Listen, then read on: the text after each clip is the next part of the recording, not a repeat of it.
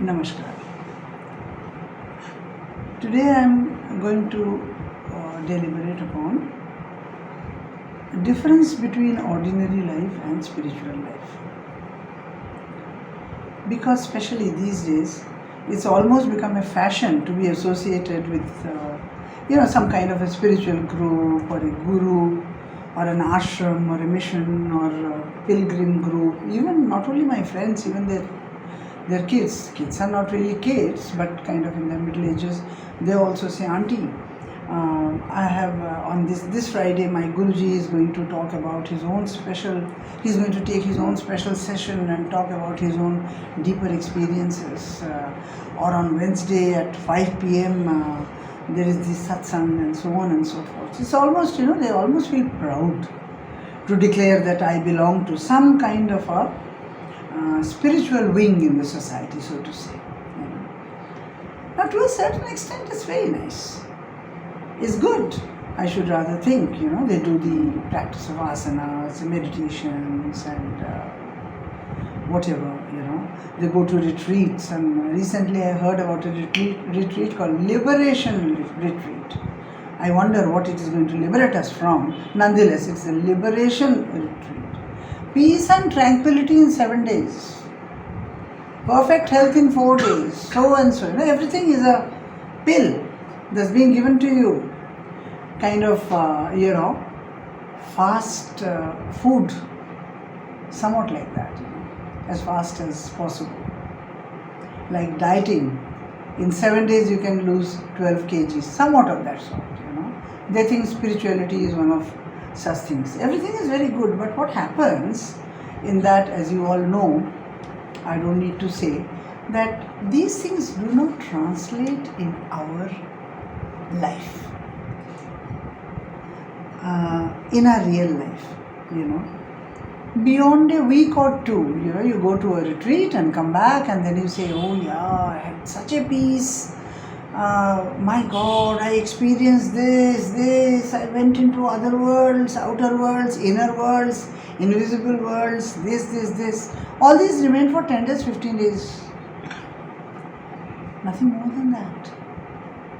You see, that's the problem. One thing is that human memory is very short-lived, and practices, whatever we are told to do, are we able to somewhere incorporate them in our life activities, What it liberates us, they call it, you will get mukti, you'll get this, that, and from what?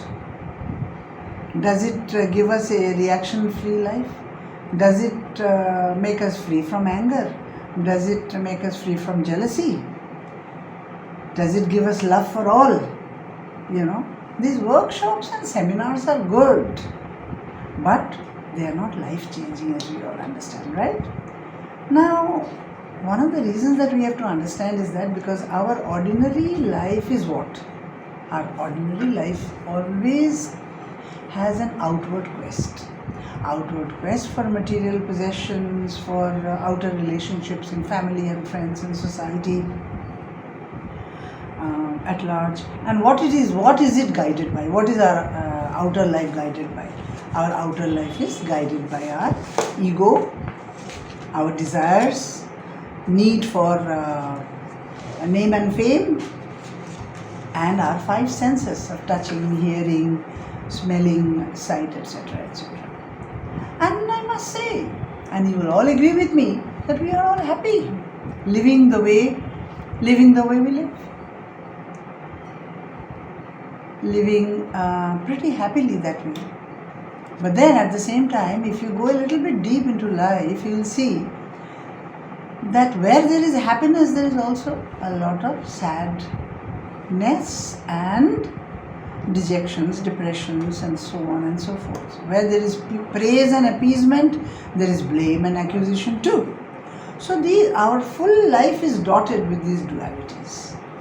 Why is it? Because we have absolutely no idea of our inner life. We are supposed to be living on 2 planes. Many of us do. Or maybe all of us do to some extent. We, pray to our gods, especially when we are in difficulties. We have our Ishta Devatas. We go to temples, we go to pilgrimages. So it's not exactly that we are absolutely away from an inner dimension, but then inner life is much more than that. You see? Because inner life, if we call that spirituality, now let me give a basic definition, the difference between spirituality and spiritual life and ordinary life. Now, ordinary life we call material life, right? What is the meaning of material life? Where we deal with matter, solid matter. Wealth is a solid matter. Possessions like cars, houses, objects, all of these are materials. So we live a material life very happily with objects outside of us. We possess them, right? And spiritual life is what? Spiritual life is governed by our spirit or our soul. So that is an inner life. That is the inner life. Now, in our ordinary life, about the inner dimensions, what we experience is our thoughts, our emotions, our impulses, because those also are invisible and we can't see them. So they are, in a way, inner. But spiritual life is very different. It is some kind of a tremendous change of attitude, So the difference is that one is the outer quest, the other is the inner quest, because there is an inner world, right? So now we think that there is a dichotomy between the two, but actually it's an illusion. They are both basically an inseparable part of one with the other, because both are indispensable for us and both must be achieved also. Without material resources, spiritual endeavors may fail, because the aim is that ideal collective material progress must go hand in hand with spiritual evolution. You see? So we have to have an ability to look into ourselves, to correct our attitudes, to try to remain on a higher, some kind of a better level of consciousness, because the moment we get into jealousy, anger, attachment, desire, trying to grab other people's wealth, trying to do things, knowing very well, the mind knows, but our heart wants to possess them. So they kind of, go over all the rules and proper moral benchmarks that we have in the society. That's why there is so much of disbalance in the society, disharmony in the society.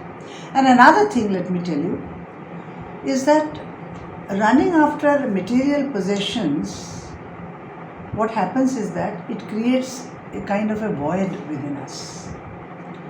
Because these possessions can give us some kind of an outer satisfaction. I have, in each room, I have got a television and I have got a air condition. Very good. I have got this. I have got a lift in my own house, I don't even have to walk up the stairs. Fine, everything is fine. There is a fulfillment on a different level. But these fulfillments, why do they make a void? Is because they cannot give you real peace, calm, an inner balance, where you never feel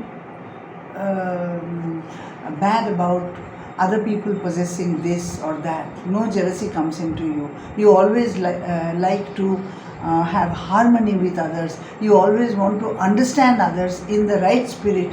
Why is it? So that there is the organization of society becomes more peaceful, so that we don't have violence, so that we don't hurt anybody. All these are inner qualities, you see. So the solution is that the God who is sitting within us is the source of all joy, light, love and peace. Okay? And we have to, not as a mechanical rule that we have to go to temple now we are going through the period of Navaratri, so we have to do this. Not like that.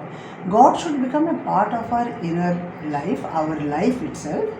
It is only then that those inner qualities can guide our outer life. then the difference between the ordinary life and spiritual life will, become narrower, and our outer life will not have that void. It will also have that inner peace, contentment, for which we are these days going to these gurus and ashramas and camps and retreats. At that time we may not need to do all of that. We will have it from within us itself. And those, spiritual life is something that's being guided by the soul, not our ego, right? So soul is always going to guide us rightly towards everything that is noble, generous, good, high, harmonious, reconciliatory, right? So then there will be peace not only within oneself, also in the society. So this difference between the ordinary and spiritual life has to be bridged only in this way, not by going out of ourselves. Thank you all very much.